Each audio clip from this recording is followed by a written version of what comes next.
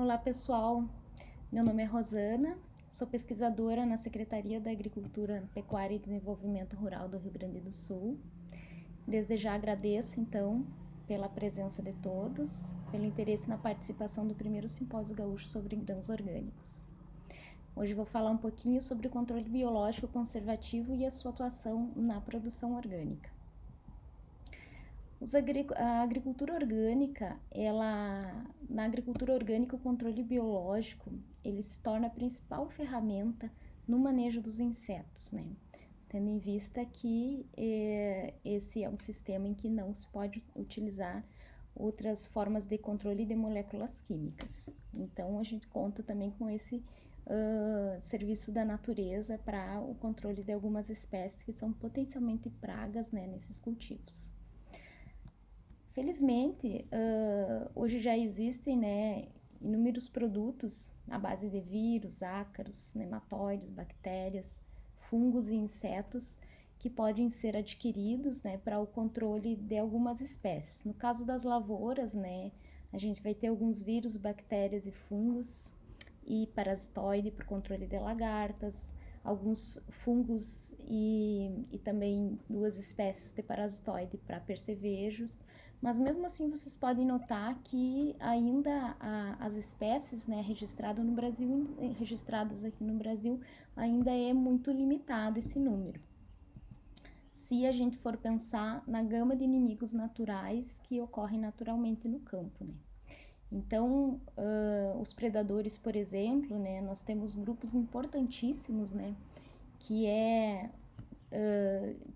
muito indispensável que o agricultor ele possa identificá-los no campo, né, como as joaninhas, né, larvas e adultos que são predadores, vespas, formigas, outros coleópteros, não só as joaninhas, mas outros grupos, né, outras famílias de coleópteros que são predadores tanto na fase larval, né, como adulta. Alguns percevejos, né, que são grupos que muitas vezes a gente lembra apenas dos herbívoros, né, os fitossuccívoros, mas a gente esquece que também tem grupos que são predadores excelentes, né, alguns são grandes, como os reduvídeos, outros são menores que a gente nem mesmo consegue enxergar, né, no campo, a olho nu. Tesourinhas, então as tesourinhas são, numa lavoura de arroz, elas conseguem se estabelecer desde o início, né, do ciclo, predando ovos de Spodoptera, até o final do ciclo a gente consegue encontrar, né, ali naquele sistema. Moscas adultas, né, que predam pequenos insetos e até algumas famílias como o Syrphide, em que o adulto ele é polinizador, mas a larva ela é predadora, né? Então ela consome pulgões, consome pequenos insetos. Então, dentro de um sistema dessa guilda de predadores, nós temos diversos grupos, inclusive não só os insetos, né, mas os aracnídeos, né, como alguns ácaros, que são predadores também de outros ácaros, de trips, as aranhas, que são importantíssimas em qualquer sistema agrícola, né, porque elas são predadoras tanto jovem quanto adultas.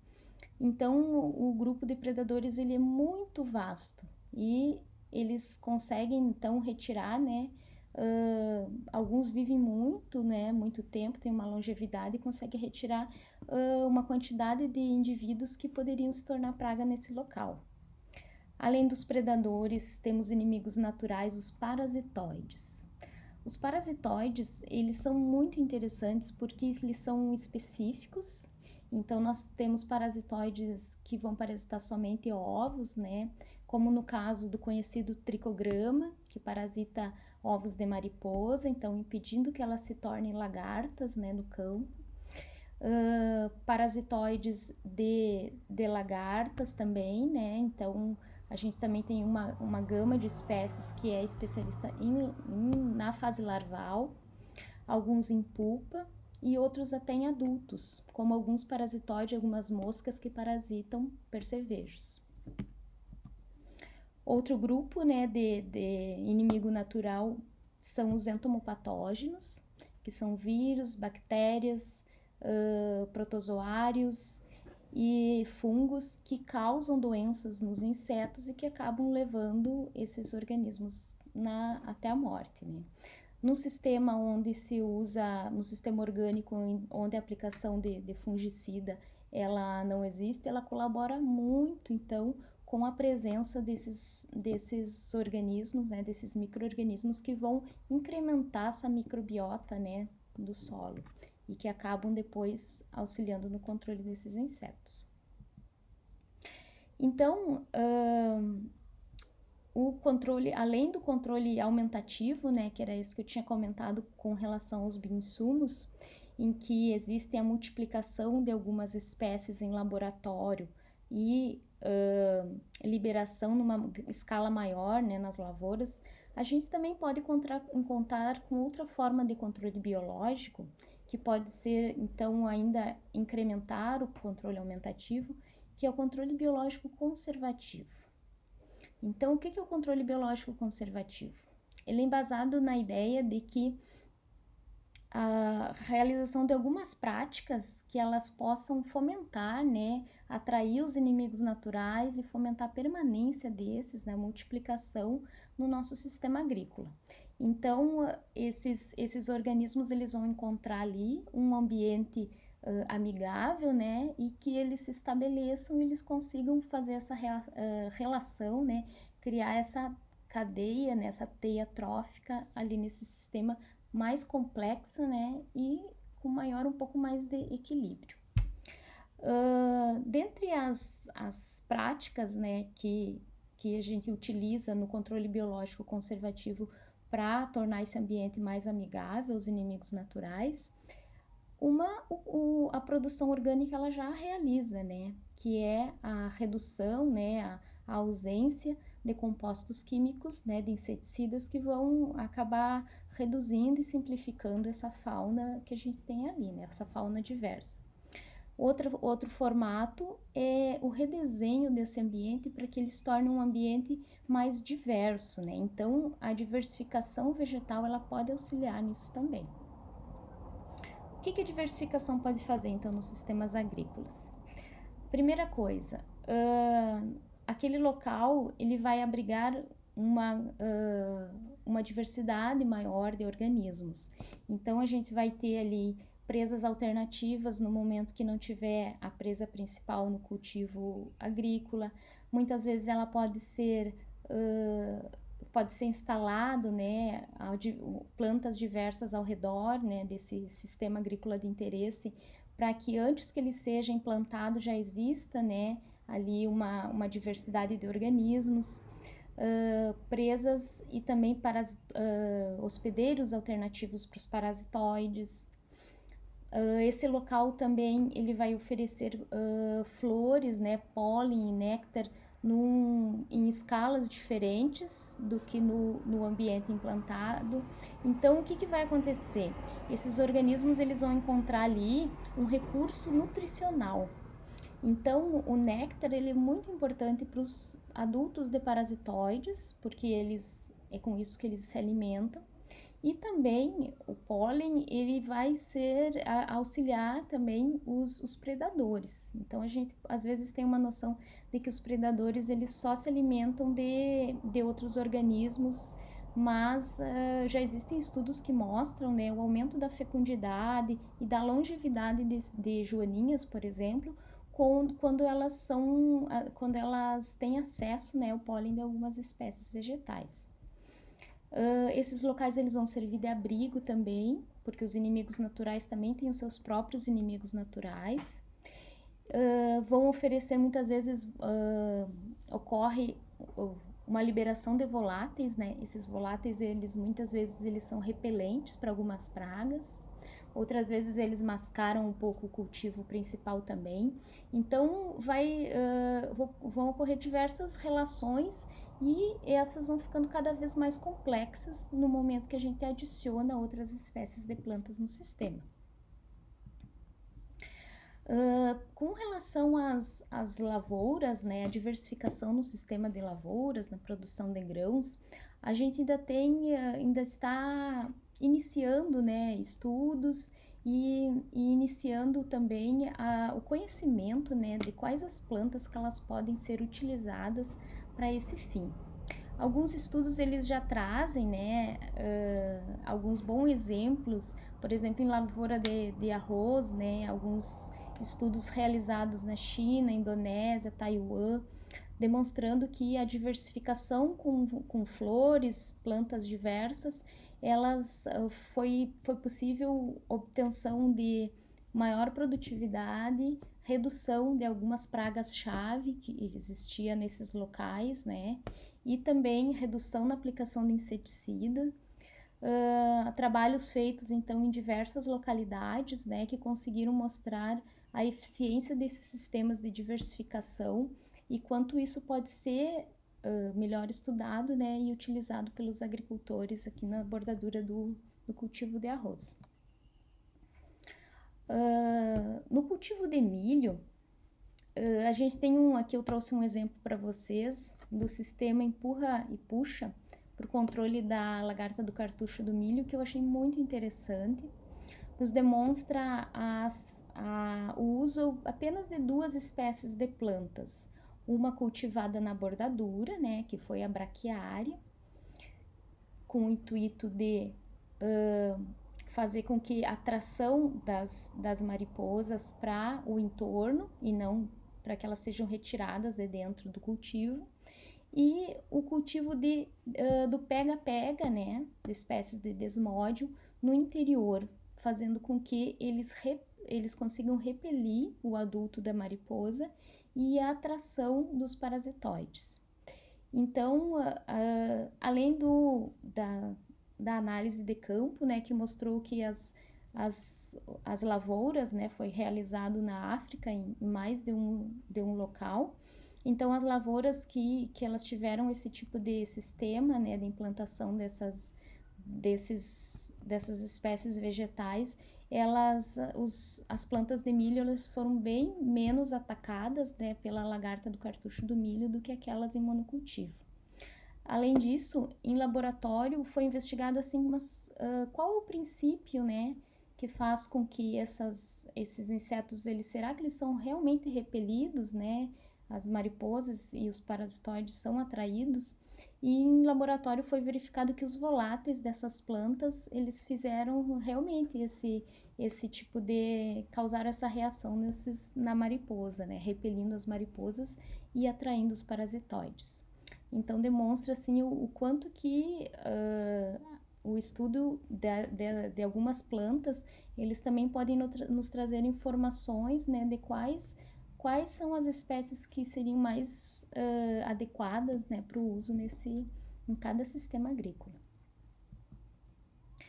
Aqui no Brasil a gente tem um exemplo de um trabalho em cultivo de soja muito interessante, coordenado pela doutora Wanda, na Universidade Estadual do Oeste do Paraná, em que já há mais de uma safra, né, o pessoal vem conduzindo tanto o uso de plantas de cobertura, né, a observação também de quanto a floração das plantas de cobertura ela pode atrair inimigos naturais, quanto também a bordadura diversificada com algumas espécies, né. Então, aqui trazendo algumas espécies que foram utilizadas na bordadura da soja, como o girassol mexicano, feijão guandu, né, o malvavisco. Então, e analisando fazendo, né, coletas nessas espécies, foi observado que realmente elas são capazes, né, de atrair, né, algumas espécies de predadores. Algumas das quais eu já tinha falado um pouquinho antes para vocês, né, como joaninhas, como tesourinhas, os neurópteros também, que os adultos eles são polinizadores e as larvas elas são exímias predadoras, né, bem generalistas, aranhas também. Então é um estudo que ainda está em condução e análise, mas já demonstra um resultado muito interessante, né? Um trabalho muito bonito lá do pessoal da UniOeste. Aqui no Rio Grande do Sul, a gente já vem conduzindo também na segunda safra um estudo de implantação de faixas de algumas espécies, né, de flores no interior da lavoura de soja. Também uma lavoura de soja orgânica, né, o que facilita também o que eu tinha falado para vocês, né, o estabelecimento desses organismos ali, né, então o que nós fizemos foi fazer uma faixa, semear de forma mecanizada, né, o trigo mourisco, o girassol e a crotalária, e analisar, né, quais os organismos que essas plantas elas podem aportar. Nós escolhemos até fazer uma forma mecanizada e algumas espécies na tentativa também de facilitar essa recomendação para o agricultor no formato dele conseguir semear isso de uma forma bem fácil, assim, dentro da lavoura. Então, a gente conseguiu também observar a presença dos coccinelídeos, né, as joaninhas, os percevejos predadores, né, antocóride, geocóride, reduvídeo, as moscas predadoras, né, sírfide na fase larval e asílide, e também os crisopídeos na fase de larva e de adulto polinizador e larva predadora. E também a captura, né, nessas 3 espécies de parasitoides. Algumas famílias, né, então, que estão listadas aqui na imagem, mas algumas famílias bem interessantes que existem espécies predadoras tanto de percevejo, outras de lagartas, né, como Incyrtide, Platigastride, então que pode nos trazer uma informação de que essas espécies elas podem estar forrageando, né, nessas flores e cumprindo o seu papel ecossistêmico na lavoura de soja. Amostramos também plantas de soja em locais diversos, né, até de 3 a 40 metros de distância dessas faixas, e foi possível observar então que a riqueza de parasitoides ela foi bem maior na faixa, né, no gradiente no entorno das faixas de flores. E a abundância de fitófagos foi bem maior naquela mais distante. Então, são resultados ainda promissores também no início, né, mas promissores que a gente vai continuar analisando, né, e também tentando utilizar algumas outras espécies na diversificação desse sistema da soja orgânica. Então, o controle biológico conservativo, ele nos faz com que a gente consiga utilizar um serviço gratuito, né, que a natureza nos oferece, né, que são serviços ecossistêmicos desses insetos predadores e parasitoides. É um manejo que não exige um custo muito elevado, então é uma manutenção de algumas outras plantas, é a condução então a permissão de que alguma parte da lavoura ela possa ser ocupada, né, por outras plantas, mas isso faz com que o manejo não seja tão oneroso, né, para o agricultor. Ele também consegue unir essa forma de controle ao controle aumentativo, então não impede que o agricultor ele libere espécies de tricograma para o controle de lagarta, de outros parasitoides para o controle de percevejos, e ainda ele complementa, né, porque ele vai oferecer um ambiente mais diverso, né, vai oferecer flores, por exemplo, para esses insetos eles conseguiram se estabelecer aqui naquele local. E demanda ainda, né, como eu tinha falado para vocês, ainda está num estágio muito inicial, especialmente aqui no Brasil, né, para as faixas de plantas, né, a diversificação em lavouras, exige ainda muito entendimento, né, dessa interação trófica desses sistemas. Então, esses sistemas, eles precisam ser compreendidos, né, em relação às suas pragas, quais são os inimigos naturais dessas pragas e quais as plantas, né, a gente chama de diversificação funcional. Então, a gente conseguir utilizar plantas que ela não só diversifique, mas ela tem uma função dentro daquele local, né? Então, a função de repelência, a função de oferecer pólen e néctar, muitas plantas possuem também nectários extrafloral. Então, a pesquisa ela ainda tem muito que caminhar.